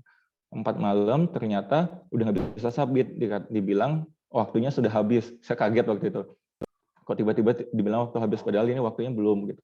Nah, saya waktu itu email editornya, kemudian akhirnya dibukain kunciannya, bisa akhirnya submit, kemudian beruntungnya ini sebulan kemudian akhirnya papernya diterima setelah submit. Jadi 7 submit revisi itu 5 Agustus, diterimanya 7 September kemarin. 7 September, dan hari ini lagi proses produksi sih. Ini proses produksinya juga agak lama. Kemarin juga ada kesalahan teknis. Saya salah masukin emailnya Bu Ansela ya. Ternyata nggak masuk emailnya. Email yang terdaftar di Emerald nggak masuk. Itu juga jadi ada masalah teknis sedikit. Jadi produksinya agak lambat. Tapi akhirnya sudah bisa diperbaiki. Sudah bisa diperbaiki. Dan hari ini sudah masuk proses produksi, kemungkinan seminggu ini dalam proses proofread ya, sama kayak Mbak Lita tadi, tapi saya belum dapat emailnya. Harusnya seminggu ini sih. Kurang lebih seperti itu. Terima kasih Bu Desi. Kurang lebih sekian dari saya. Oke, baik. Ya, menarik juga ini Pak Krisna ya. Berarti total satu bulan bukan ya Pak ya, sampai dengan accepted, atau 2 bulan tadi? 3 bulan, jadi 3 bulan ya? nunggu first decision 1 bulan, revisi 1 bulan, accepted-nya 1 bulan, jadi 3 bulan. 3 bulan totalnya ya? 3 bulan totalnya. Ya. Oke, untuk bisa dinyatakan lulus itu cukup accepted seingat saya ya. Kalau yang produksinya itu nanti pas mau ngambil ijazah ya perlu ditunjukkan bukti publikasinya ya. Oke, baik. Silakan ada pertanyaan bisa lewat chat atau disampaikan langsung ya. Kita santai aja, fleksibel. Bisa izin bertanya? Ya, silakan ya. Mungkin bisa mohon bantuannya untuk Pak Agung. Tadi mohon maaf saya telat datang. Saya nggak dengar yang Mbak Lita, tapi mungkin bisa dijawab. Mohon Mbak Lita, Mama Pak Agung. Kebetulan kemarin saya ada tugas yang dari Ibu sama ada beberapa dosen. Saya pengen kirim terus yang jurnal internasional. Saya pengen mencoba, tapi ada permintaan reviewer ada suruh jawab reviewer gitu ya, kalau nggak salah ya kemarin tuh. Nah, Pak Agung sama Bu Lita menulis reviewernya siapa ya atau bagaimana ya, kan kalau nggak salah nggak boleh asal dari Indonesia sendiri ya, harus negara lain gitu ya. Rekomendasi untuk memilih reviewernya bisa mohon bantuannya supaya kita nggak dapat reviewer yang agak sadis sedikit atau yang agak lumayan membantu gitu, atau seperti tadi saya dengar Mbak Rita nggak ada revisian atau bagaimana, apakah reviewernya atau bagaimana prosesnya saya nggak tahu, tapi saya pengen naruh reviewer, saya nggak kenal siapa reviewernya gitu, jadi apakah ada acuannya buat Pak Agung dengan Bu Lita? Terima kasih. Ya, silakan Pak Krisna dan Bu Lita. Saya izin Bu ya. Kalau saya kemarin sih pengalaman saya reviewernya ditentukan oleh jurnalnya langsung ya. Jadi memang blind review. Jadi saya pun nggak tahu siapa reviewnya sih Mbak. Mungkin Mbak Lita atau Bu Ibu Desi mungkin ada pengalaman yang tentang milih reviewer. Kalau kan ada memang jurnal yang minta kayaknya pas kita submit itu dia kayak harus nulisin gitu reviewernya siapa gitu. Ada yang kayak gitu sih. Tapi kalau yang kasus saya ini Mbak, saya nggak diminta sih. Tapi memang dari awal udah dibilang itu prosesnya blind reviewer gitu. Jadi kita nggak tahu reviewernya siapa, pos masukin aja gitu. Sampai sekarang pun saya nggak tahu reviewer saya itu sebenarnya siapa. Gitu. Iya, ya. Jadi proses di jurnalnya memang blind peer review ya. Beberapa jurnal memang minta saran. Jadi mungkin mereka juga kesulitan mencari reviewer. Jadi kalau misalnya dari penulis atau peneliti itu ada saran, maka mereka bisa pertimbangkan itu. Tapi belum tentu juga itu yang akan menjadi reviewer kita gitu ya. Nah, kalau misalnya tidak diwajibkan, kadang karena saya nggak sempat mikir, kadang nggak diisi ya. Tapi kalau yang Bu Dwi mensubmit ke jurnal yang mewajibkan harus ada reviewernya, tidak boleh satu negara, tidak boleh satu kampus, begitu ya. Mungkin kita bisa lihat paper-paper yang menjadi motivasi dari paper kita atau sejalan dengan topik kita, misalnya ya, walaupun kita nggak kenal ya, tapi paling tidak mereka tahu substansinya, mungkin begitu ya. Kalau misalnya diwajibkan ya, beberapa jurnal juga tidak mewajibkan kita menuliskan reviewer ya. Cuma mungkin kalau ada yang perlu banget, mungkin baru mewajibkan. Mungkin begitu ya, Bu Dwi ya. Oh, makanya kemarin saya bingung mau isi siapa. Jadi ya udah deh. Ya. Jadi agak ke-skip. Ya, makasih Bu. Ya, baik. Kalau tidak diwajibkan mungkin tidak diisi juga nggak apa-apa ya. Cuma kita membantu, kan kita membantu saja jurnal tersebut supaya dia juga tidak bingung mencari reviewer ya, walaupun tetap kita tidak tahu apakah saran kita itu mereka beneran kontak ke yang kita sarankan atau tidak. Gitu ya. Oke, tadi Pak Taufik apa Bu Mutia duluan ya? Pak Taufik ya? Silakan Pak Taufik dulu ya, nanti Bu Mutia ya. Ya, izin Bu Mutia, izin Bu Desi. Salam kenal Pak Agung. Ya, Pak, ini di kelas kami sebelumnya Pak Agung juga sempat jadi referensi, jadi ada pembicaraan dan dicerita tentang kisah Pak Agung. Terus saya tahu artikel Pak Agung terkait dengan political connected, dan sempat beberapa hari kemarin itu mencoba cari artikel Pak Agung, ternyata memang belum dipublish. Dan sebenarnya saya cukup tertarik juga ingin membaca hasil riset dari Pak Agung. Mungkin kalau boleh Pak Agung nanti kalau ada ringkasan disertasinya atau apa yang mungkin bisa di-share di awal buat saya baca. Untuk pertanyaan saya Pak Agung, ini tadi Pak Agung cerita tentang kisahnya yang sampai mepet waktu selama kuliah, untuk perkuliahan dengan untuk publikasi gitu. Untuk referensi bagi kami Pak Agung, saya pribadi masih semester 2, mungkin Bu Lita juga nanti bisa menambahkan saran untuk bagi kami strategi yang baik agar tidak sampai dalam case seperti itu. Sebaiknya bagaimana Pak Agung? Apa di masa-masa kami mungkin seminar hasil atau selesai proposal dan beberapa bulan kemudian sebaiknya kami bagaimana, kapan melakukan submit dan memperkirakan berapa durasi waktu ketika ada revisi dan perbaikan dan segala macam. Mohon dibantu kami agar bisa memetakan strategi tersebut. Terus terkait major review-nya tadi Pak Agung, apakah major review-nya ini 1 bulan itu tuntas Pak Agung tanggapi semua dikerjakan, atau ada memang yang benar kondisi tidak sanggup untuk dikerjakan, akhirnya cukup submit yang ada saja. Misal kalau mungkin saya tidak tahu major review bagaimana biasanya, tapi kalau misalnya ada perubahan metodologi atau diminta untuk analisis sensitivitas atau analisis lebih lanjut mungkin, atau menambah variabel yang kemungkinan ada seperti itu, apakah Pak Agung dalam case ini itu menyelesaikan semua, atau ada sebagian yang tidak sanggup kemudian diajukan aja untuk proses selanjutnya? Demikian Pak Agung. Terima kasih. Ya, mungkin dijawab dulu aja ya Pak Krisna ya. Baik, sebelumnya salam kenal Mas Taufik. Yang pertama itu tentang strategi ya tadi ya. Strategi untuk biar cepat. Nah, ini penting nih buat teman-teman. Biar nggak kayak saya. Jadi saran saya sih sebenarnya publikasi secepat mungkin. Jadi kalau teman-teman bikin proposal, mungkin bisa dipublikasi adalah literatur review minimal ya. Maksudnya itu kan sebenarnya udah bisa jadi satu publikasi yang literatur review. Kemudian kalau seandainya ada data, beberapa data yang sudah terkumpul itu juga bisa langsung dipublikasikan. Nah, salah saya kemarin memang saya nunggu datanya selesai semua untuk sekian negara ya. Jadi saya memang agak repot kemarin itu di mengumpulkan data karena hand collected dan cukup banyak negara memang tantangannya di sana. Jadi nunggu data terkumpul banyak ini yang agak lama. Beberapa negara ini agak lama gitu. Jadi kalau teman-teman silakan di secepat mungkin lah. Jadi sebelum kalau udah proposal udah langsung disubmit aja. Nah, kemudian saran kedua saya jangan kalau bisa itu siapkan beberapa paper. Jadi kemarin itu saya sambil nunggu hasil revisi, hasil review, itu saya udah nyiapin paper juga. Jadi saya jaga-jaga kalau seandainya ini kita digantung. Maksudnya kalau hari ini kan kita sudah lihat ini satu bulan kan kesannya enak ya.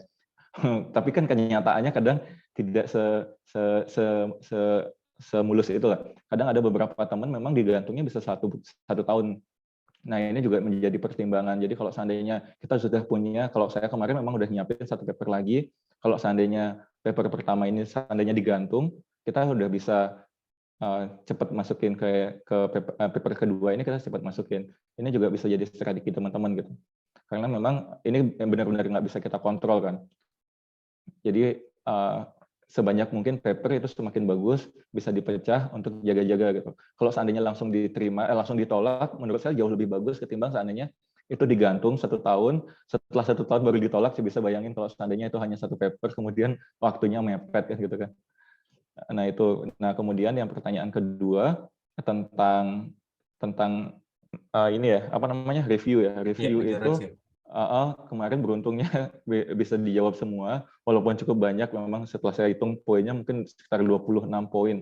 Itu juga ada ada pengujian lagi, beberapa pengujian ini sebenarnya lebih ke inisiatif kami waktu itu, saya diskusi dengan promotor untuk memastikan, terutama di bagian negara. Jadi kemarin itu ditanya, ini kan lintas negara, kemudian karakteristik negara di luar governance ini kan juga banyak. Misalkan kalau political connection, kalau kita tahu, mungkin teman-teman yang belajar ini juga pasti sudah tahu, misalkan Rusia punya karakteristik politik yang berbeda dengan negara lain. Maksudnya di sana kan memang kalau kita lihat, kalau sekarang lagi zaman oligarki, itu oligarkinya sangat kuat di sana. Jadi, nah kayak gitu kan akan berbeda ketika dibandingkan dengan negara demokrasi misalkan. Nah, ketika kemarin tuh saya coba memperkuat argumen saya dengan misalkan mengeluarkan Rusia. Ketika dikeluarkan ternyata hasilnya juga aman. Jadi beberapa negara kita keluarkan yang model-model seperti itu. Selain itu juga kemarin itu justifikasi itu yang juga cukup banyak. Jadi memang kemarin sebulan itu memang hampir tidurnya bentar-bentar ya karena harus nguber ini karena memang kemarin saya ini juga sharing juga buat teman-teman. Kemarin itu posisi saya setelah ujian 75%.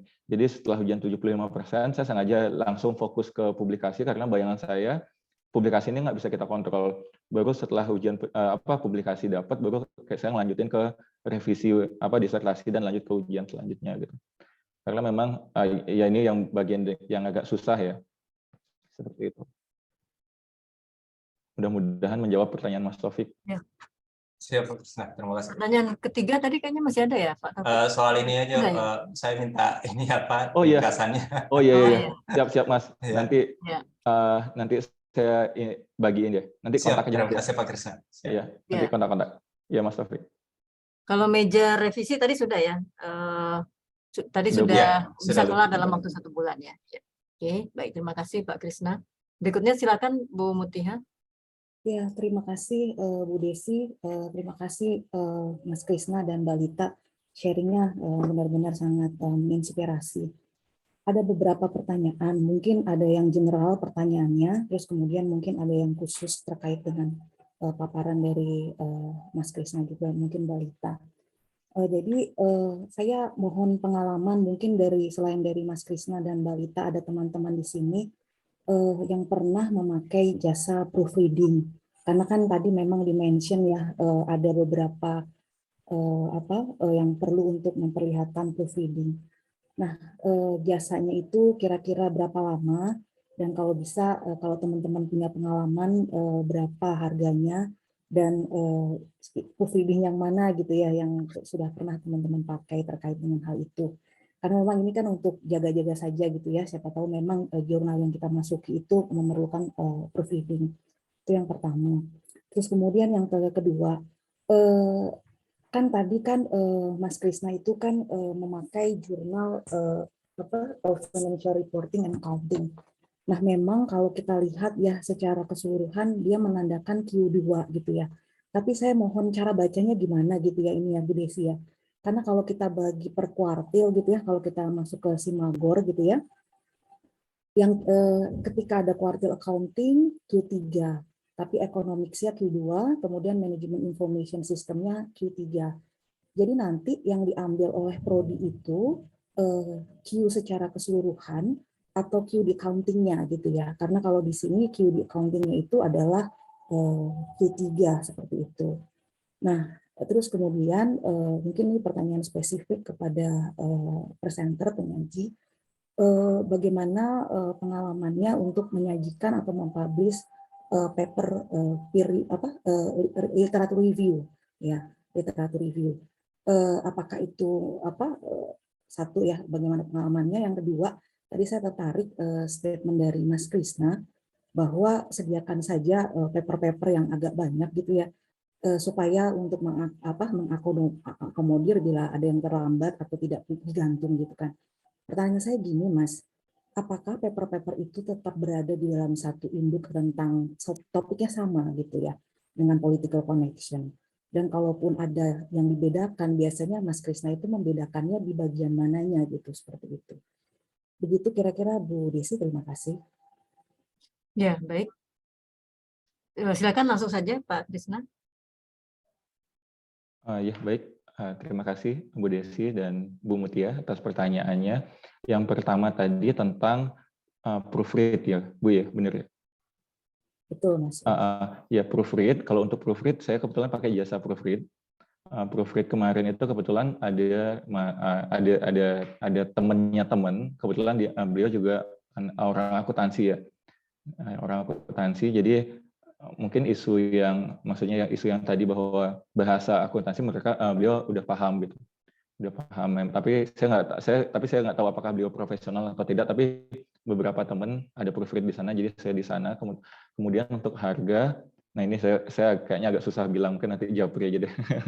Untuk harganya, untuk waktunya kemarin relatif cepat sih, relatif cepat, itu bisa dikerjakan seminggu apa 2 minggu kalau nggak salah. Tapi yang untuk revisi lebih cepat lagi, karena memang waktu itu saya revisinya waktunya agak mepet, jadi waktunya 1-2 hari. Tapi memang nggak terlalu banyak sih waktu itu.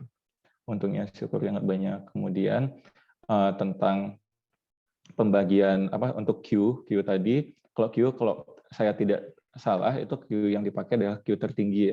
Memang di akuntansi 3 biasanya kalau memang finance masih kebetulan kalau yang ini indeksnya masih dekat, tapi nanti Bu Desi mungkin lebih pas menjawabnya.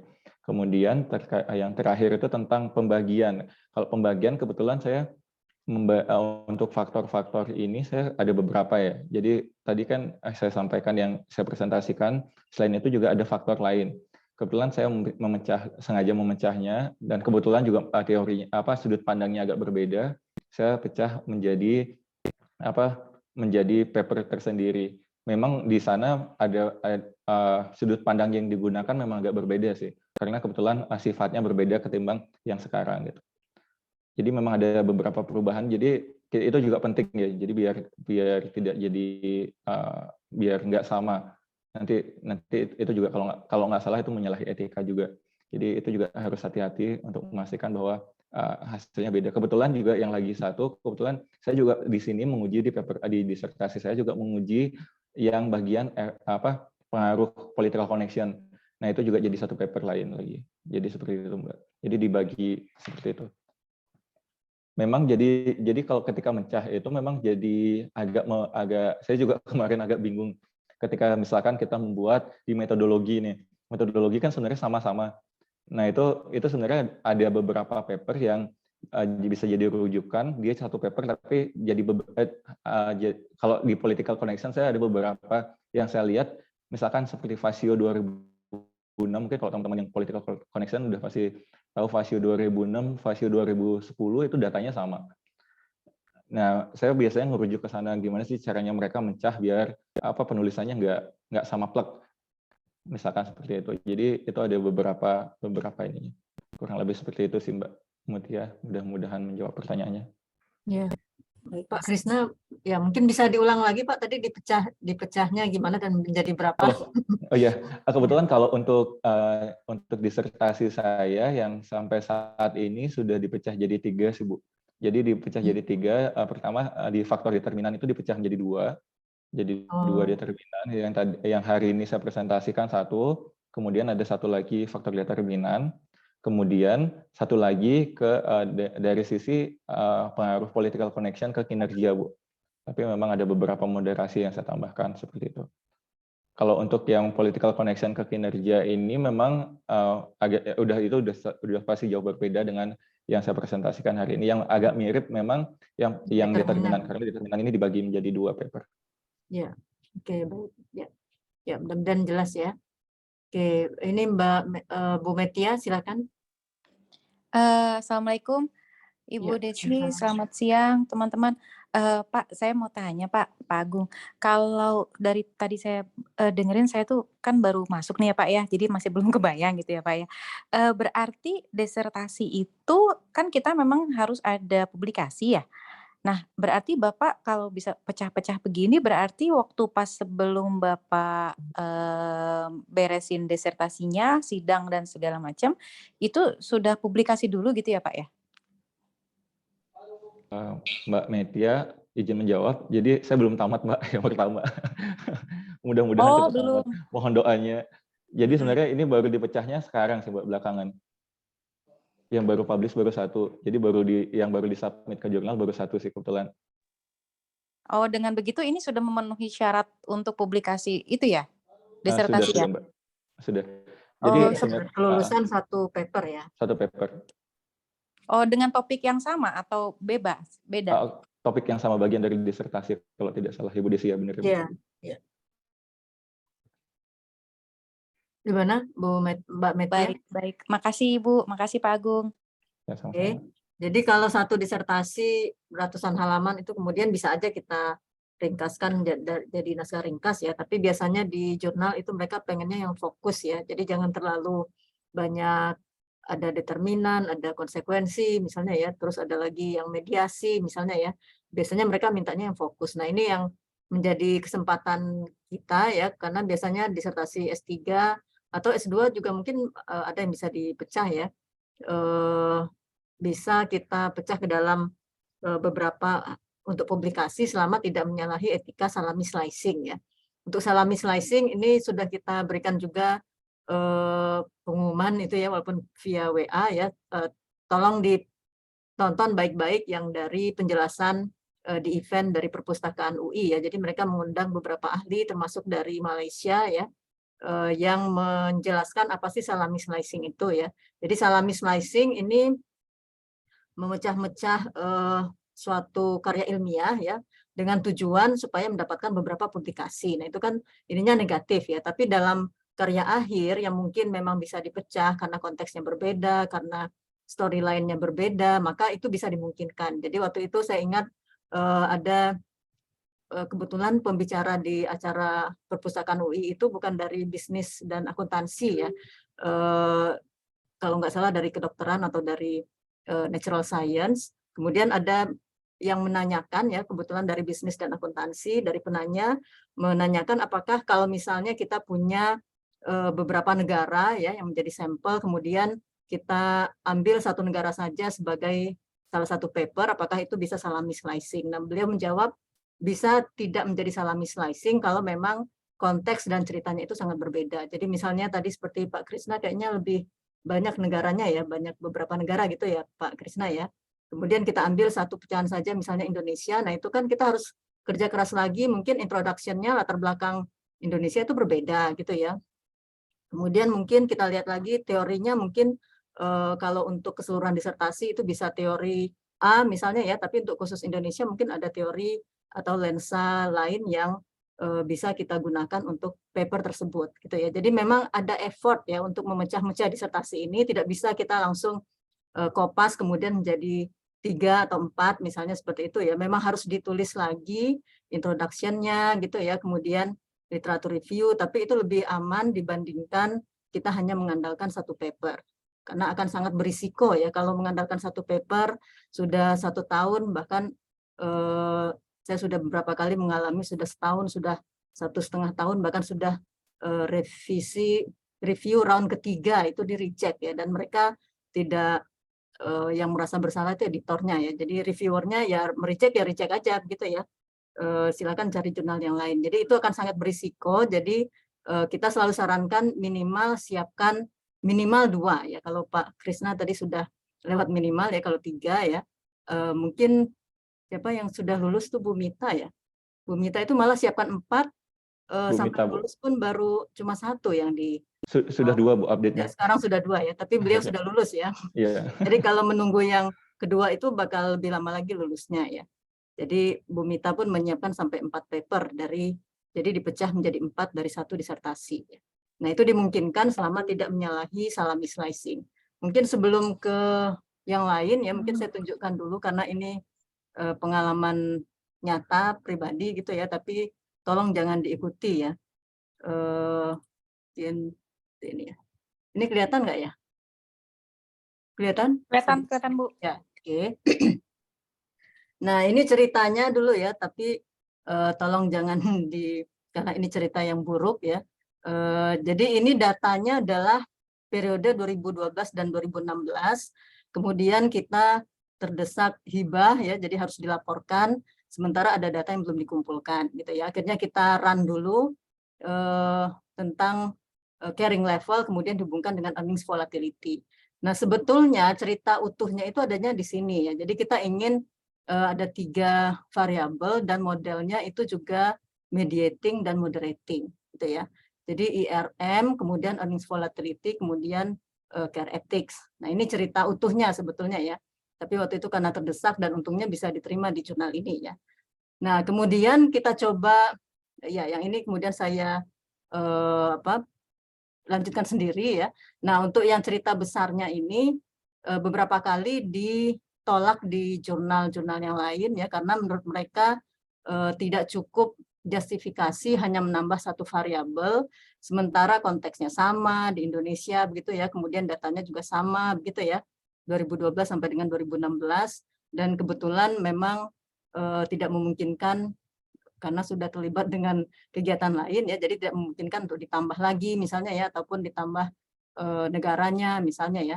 Nah, akhirnya ini cerita keseluruhannya akhirnya bisa dipublish tapi di jurnal yang sama, kemudian diberikan alasan bahwa ini melanjutkan dari paper sebelumnya. Nah, ini ya, ini kebetulan bisa diterima, tapi sebaiknya ini tidak dicoba ya, karena ini sebetulnya sudah, yang paper yang pertama ini sudah terbit 2018 ya, dengan data 2012 sampai dengan 2016 itu sebetulnya tidak terlalu lama, tapi yang ini ditolak-tolak terus sampai dengan 2022 itu baru bisa terbit. Ya, jadi beberapa jurnal itu tidak lagi tertarik kalau misalnya pecahannya itu terlalu mirip gitu ya. Nah, ini salah satu contoh supaya kita bisa memecah tapi tidak menyalahi etika salami slicing ya, karena kalaupun misalnya hanya menambah variabel itu mungkin hanya sedikit jurnal yang tertarik ya, dan ini kebetulan bisa dipublish di jurnal yang sama. Tapi kalau misalnya tidak ada jurnal yang akhirnya tidak ada jurnal yang tertarik ya, mungkin akhirnya harus menambah tahun, menambah periode penelitian, menambah negara begitu ya. Nah, kemudian untuk tadi ada pertanyaan literatur review, silakan nanti lihat ke YouTube PPIA FEB UI ya, kita pernah bikin tentang pengantar penulisan artikel sistematik literatur review.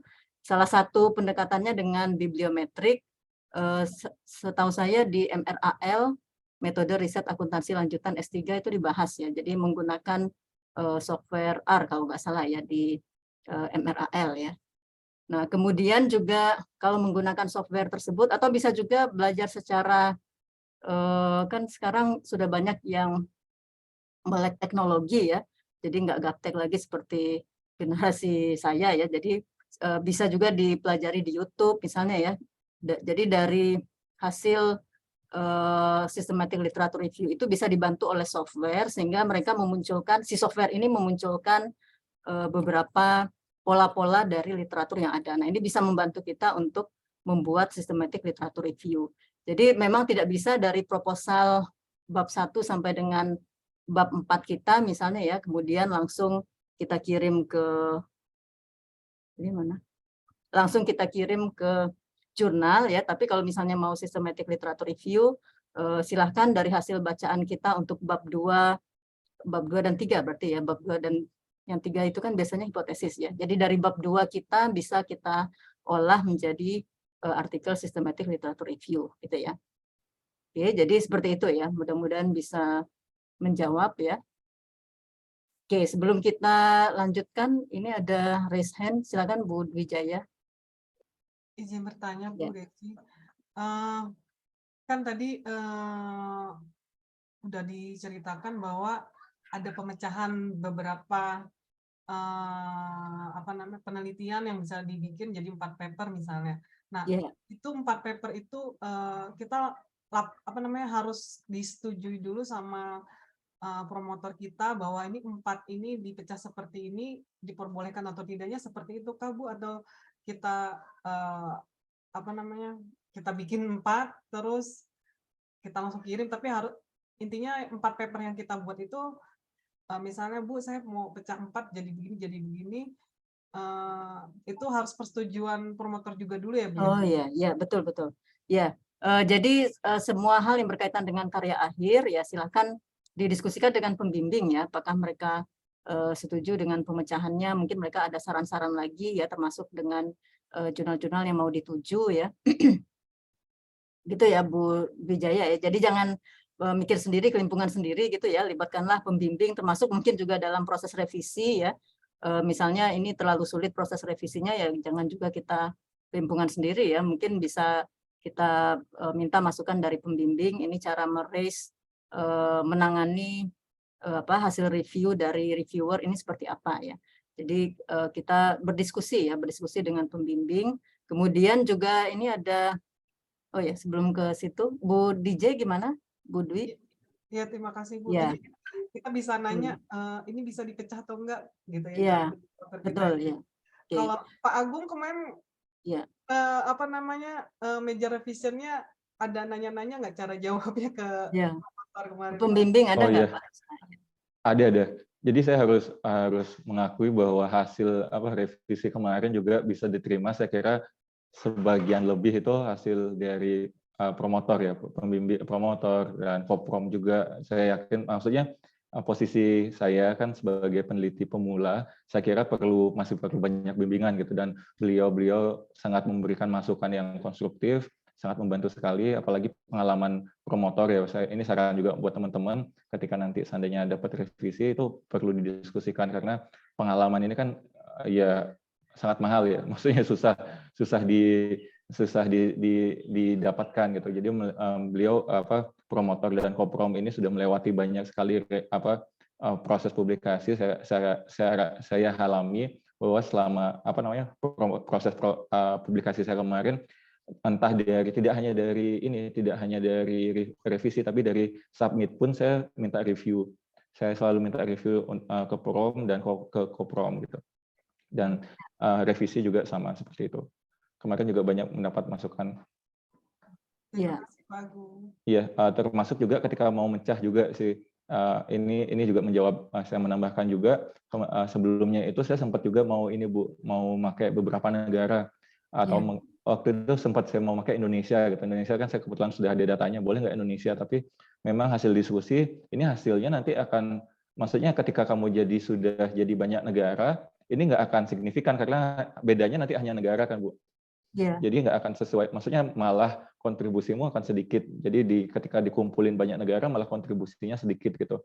Saran tim promotor waktu itu. Jadi akhirnya udah saya nunggu biar kekumpul banyak negara dulu. Itu juga jadi alasan kenapa akhirnya waktu itu saya agak mepet publikasinya.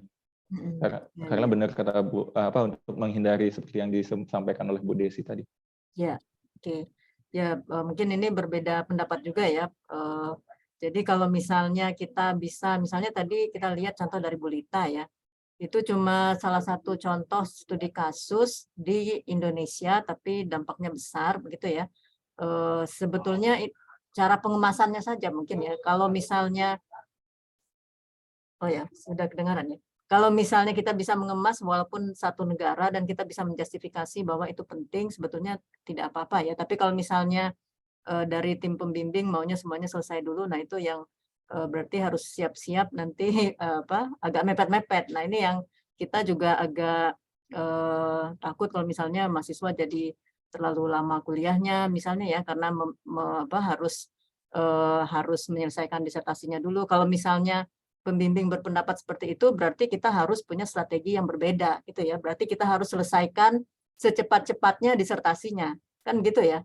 Kalau misalnya pembimbing tidak mau hanya mengambil satu negara misalnya ya, atau misalnya dibedakan variabelnya misalnya ya, maunya semuanya sudah selesai dulu kemudian baru pikirkan publikasi. Nah, berarti strategi kita harus berbeda lagi. Jadi jangan dimepetkan publikasi baru difikirkan setahun terakhir, karena kalau misalnya beruntung seperti Bu Lita atau Bu Krisna, Pak Krisna ya nggak apa-apa gitu ya, cuma berapa tadi 3 minggu, 3 bulan gitu ya. Tapi kalau kita tidak seberuntung itu misalnya ya, ada paper yang menyebutkan rata-rata di sosial humaniora itu sekitar 1,5 tahun ya rata-ratanya ya.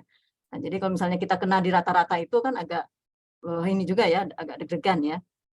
Mungkin bisa dipikirkan strategi-strateginya ya, berarti kita harus aware terus ya. Kalau misalnya pembimbing tidak mau, berarti kita yang harus menyesuaikan dengan strategi yang lain. Oke, kemudian ya ini belum ada lagi yang raise hand ya. Ini ada pertanyaan dari Bu Mutia di chat. Ya, literatur review bisa jadi mau literatur review, mau empirical study gitu ya, selama itu terkait dengan disertasi kita bisa ya. Setahu saya juga di universitas lain itu bisa ya, tidak dari literatur review atau dari empirical study. Oke.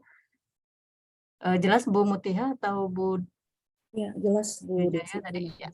Bu Desi, mohon maaf, tadi saya mau mengkonfirmasi kembali yang mengenai Q3 dan Q2 dan Q3-nya itu, Bu. Artinya diambil yang besarannya atau yang quarterly accounting saja yang dipakai di prodi gitu, Bu. Oke, untuk sampai saat ini kita mengambil yang tertinggi yang tercantum ada gambarnya di Simago ya.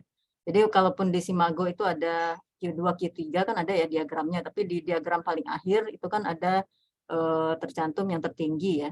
Jadi untuk saat ini karena tidak diatur juga, mudah-mudahan tidak diatur lebih lanjut oleh fakultas misalnya ya, atau oleh universitas, cuma boleh akuntansi. Nah itu nanti berpotensi bisa mungkin ada yang turun gitu ya ininya ya rankingnya. Tapi untuk saat ini kita ambil yang ranking tertinggi gitu Bu Mutiha.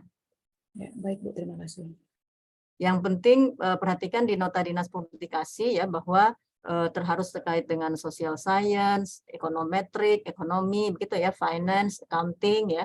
Tidak harus khusus dengan akuntansi kan ya di nota dinas publikasi ya. Atau dengan apa lagi ya, bisnis misalnya ya. Jadi jurnalnya terbuka luas ya, tidak harus jurnal di bidang akuntansi. Silakan dicek lagi ke nota dinas publikasi ya. Oke. Ada lagi yang lain silakan.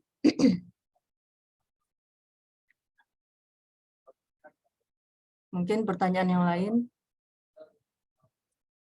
Dari S2 ada? Ini apa S3 semua ya? Dari S2 ada? Mungkin ada yang mau bertanya, atau S2 banyak kemarin ya? Oke, kalau belum ada, ya sambil menunggu, mungkin nanti akan ada pertanyaan lagi ya.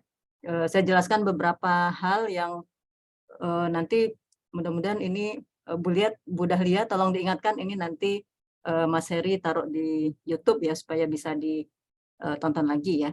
Di YouTube PPIA FEBUI ya. Oke, yang pertama untuk menentukan jurnal, tadi juga ada masukan dari Pak Krisna ya, bisa kita gunakan jurnal finder. Jadi beberapa penerbit itu sudah bikin misalnya Elsevier Journal Finder atau Sage Journal Finder gitu ya. Jadi silakan dimanfaatkan, atau bisa juga dengan cara manual seperti Bu Lita tadi ya. Oke, kemudian bisa juga manfaatkan misalnya seperti Bu Lita tadi ya, ini mungkin tidak terkait disertasi nggak ya Bu Lita? Tidak ya? Tapi hanya mata kuliah ya? Atau Enggak gimana? Bu, enggak ada hubungan sama Oh disertasi ya, Bu. oke, bukan terkait disertasi. Tapi yang terkait Bukan. disertasinya jangan lupa publikasi ya. Karena Sedang ya, sedang untuk kolek syarat data Bu. ya untuk syarat kelulusan ini harus yang terkait disertasi itu masalahnya ya. Baik. Ya, jadi tadi kita melihat ada contoh dari Bu Lita ya. Dulu ada juga mahasiswa yang berusaha submit ke Journal of Financial Crime, tapi mungkin topiknya sudah terlalu biasa. Nah ini kita lihat yang Bu Lita ini mungkin mereka senang karena jarang-jarang gitu ya yang mengungkapkan membahas financial crime di negara berkembang. Mungkin seperti itu ya. Jadi silahkan cari topik-topik yang hot topic begitu ya, yang kira-kira akan bisa diterima oleh jurnal yang kita tuju ya. Jadi kalaupun misalnya disertasi kita mungkin menurut kita sudah biasa misalnya ya topiknya, ya mungkin kita pilih bagiannya yang bisa kita justifikasi mengandung kebaruan, misalnya seperti itu ya. Kemudian juga lihat dari kalau tadi sudah disebutkan oleh Pak Krisna, misalnya kita lihat kira-kira berapa lama artikel di jurnal tersebut terbit ya, mungkin bisa ambil mungkin berapa ya, 10 paper terakhir mungkin ya. Kemudian kita lihat di paper tersebut disubmitnya kapan, kemudian revisi kapan, accepted kapan. Kemudian kita bisa rata-ratakan kira-kira di jurnal tersebut berapa waktunya ya. Jadi tidak menebak-nebak, atau mungkin misalnya di jurnal tersebut kadang di halaman depannya kadang mereka juga menyebutkan waktu prosesnya itu berapa lama. Jadi bisa dicek ya, kemudian dibandingkan dengan 10 paper terakhir yang sudah diterbitkan di jurnal tersebut. Itu ya. Oke, kemudian tabel revisi tadi betul ya, sudah dijelaskan Pak Krisna. Kita juga sudah bikin edaran melalui WA minggu ini beberapa hari yang lalu ya. Jadi harap siapkan tabel revisi paling tidak 3 kolom ya. Jadi jangan nodong penguji minta tanda tangan, hanya tanda tangannya saja tidak menunjukkan revisi ya. Jadi harap sertakan tabel revisi, masukannya apa, kemudian perbaikan yang kita lakukan apa, kemudian adanya di halaman berapa. Itu minimal ya. Nah, untuk ke jurnal nanti juga sama. Jadi tidak mungkin reviewer itu mau mereview kembali hasil revisi kita tanpa ada revisi tersebut. Bisa dalam bentuk tabel, bisa juga tidak bentuk tabel, saya rasa nggak apa-apa ya. Tapi mungkin kalau dalam bentuk tabel itu lebih gampang dilihatnya ya. Oke, kemudian ya hindari mepet-mepet menyerahkan revisi ke jurnal ya, karena biasanya mereka misalnya jurnalnya di Amerika, kan itu ada beda waktu ya. Jadi jangan sampai panik kayak Pak Krisna tadi ya, misalnya udah mau revisi, mau menyerahkan revisi ternyata udah ditutup gitu ya. Jadi paling tidak mepet banget itu 1 hari sebelumnya. Mungkin seperti itu ya. Misalnya diminta menyerahkan revisi 7 Desember, ya paling enggak kita sudah serahkan mepet banget itu 5 atau 6 Desember, misalnya seperti itu ya. Jadi supaya tidak panik. Kalaupun sudah tertutup ya bisa juga kita seperti tadi ya, kita hubungi editornya.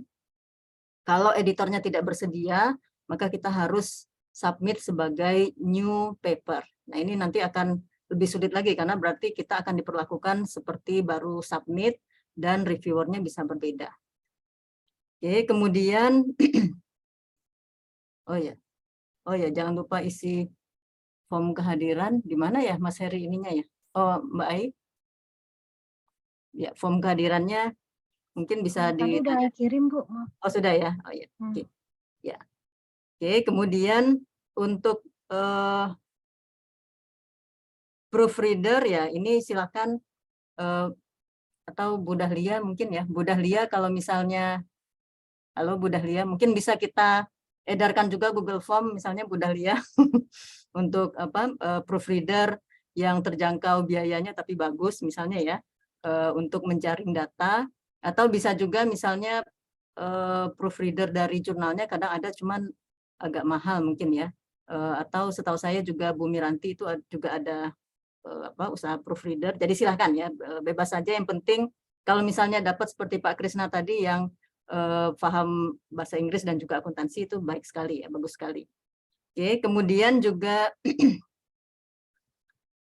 ya karena tadi sudah menyiapkan beberapa paper. Nah, ini harap kalaupun sudah lulus kemudian ada paper yang baru terbit lagi ya, harap kami juga di-update ya, seperti kemarin Bu Mita itu mengirimkan paper yang kedua, mudah-mudahan nanti sampai paper keempat terbit semua gitu ya. Jadi walaupun sudah lulus, harap tetap kami diinfo ya, karena itu juga menjadi semacam apa ya, penghargaan buat mahasiswa maupun alumni ya yang sudah menempuh pendidikan. Jadi kita bisa menjadikan contoh buat mahasiswa-mahasiswa selanjutnya gitu ya. Bagaimana cara memecahnya misalnya ya, Bu Mita itu sampai dipecah menjadi 4 ya, kemudian Pak Krisna dipecah menjadi 3 ya. Mungkin bisa dipelajari juga untuk keperluan kita memecah disertasi. Oke, mungkin itu, silakan kalau ada pertanyaan lagi. Kita masih ada 15 menit kalau misalnya mau dimanfaatkan. Ya, atau sudah jelas? Boleh Oh usul ya, Bu. ya, silakan. Menarik Bu, mungkin next session seperti ini bisa dihadirkan Bu Mita gitu ya, untuk men-sharingkan pengalaman bagaimana memecah satu disertasi menjadi 4 tuh kelihatannya akan menarik banget gitu. Iya. Terima kasih. Oke, ya betul ya. Oke, mudah-mudahan nanti kita bisa undang juga Bu Mita mungkin untuk tahun depan ya, jadi untuk sharing ya. Kemudian juga untuk writing body and publication clinics format baru ya, kita akan ubah ke bentuk workshop penelitian dan publikasi diisi oleh dosen maupun alumni ataupun mahasiswa ya, seperti ini yang sudah bisa publikasi supaya kita bisa belajar langsung ya. Insya Allah itu tanggal 21 Desember kita akan bertemu dengan Mbak Arfa ya. Tadi mungkin sudah saya jelaskan juga di awal ya. Arfa ini alumni S2 PPIA, sekarang sedang di UGM dan sedang kuliah, sudah bisa menerbitkan sampai 6 ya, 6 jurnal internasional rata-rata di Q1, Q2 ya. Jadi ini bisa menjadi contoh, mungkin nanti silakan kita belajar strateginya seperti apa ya. Kemudian tanggal 27 Desember itu juga masih topik perpajakan, tapi silakan yang lain yang tidak berkutat di perpajakan mungkin bisa belajar juga dari Pak Arifin ya yang mengajar topik dan riset perpajakan di sini ya, tentang topik-topik yang bisa diambil atau bisa diteliti yang masih banyak research gap-nya ya di dunia perpajakan. Jadi bisa dihubungkan nanti dengan entah akuntansi manajemen atau dengan bidang-bidang yang lain. Oke, jadi tolong dicatat dulu 21 dan 27 Desember. Insya Allah sudah bebas dari ujian akhir ya. Jadi kita akan adakan acara akhir tahun. Oke, sampai sini apakah masih ada pertanyaan lagi? Tidak ada? Ya, kalau tidak ada, oke, saya rasa bisa kita akhiri. Terima kasih sekali ini ke Pak Krisna dan juga Bu Lita ya atas sharingnya. Mudah-mudahan ini bisa memicu mahasiswa yang lain ya, seperti yang tadi sudah dijelaskan oleh Pak Krisna ya. Kalau bisa jangan mepet-mepet, tapi kalaupun misalnya pembimbingnya tidak bersedia, kita ambil dulu dari awal ya, memikirkan publikasi ya berarti harus kita yang mengubah strategi ya. Jadi jangan pembimbingnya maunya entar terus kitanya entar juga misalnya ya. Karena takutnya ini publikasi ini memang tidak bisa kita kontrol ya, jadi di luar kontrol dosen, di luar kontrol program studi ya.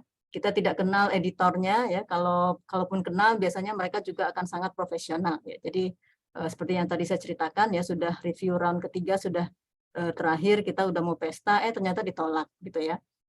Ternyata masih harus mencari yang lain padahal waktu sudah terbuang 1,5 tahun ya. Oke, baik, mudah-mudahan bisa ketemu lagi nanti tanggal 21 dan 27 Desember ya. Kemudian kita lanjutkan lagi program serupa di tahun depan ya. Oke, terima kasih. Selamat sore. Sukses semua ya. Amin. Terima kasih teman-teman. Terima kasih Pak Krisna. Terima kasih Pak Krisna. Terima kasih. Terima kasih. Assalamualaikum. Terima kasih Pak Krisna. Terima kasih. Sama-sama. Izin live ya Terima teman-teman. kasih Mbak Lita. Ya Mbak Mas Sri. Krisna, Bu Desi. Terima kasih Mbak Sri. Terima kasih banyak. Ya, izin live ya. Pak Krisna izin live. Oke, silakan.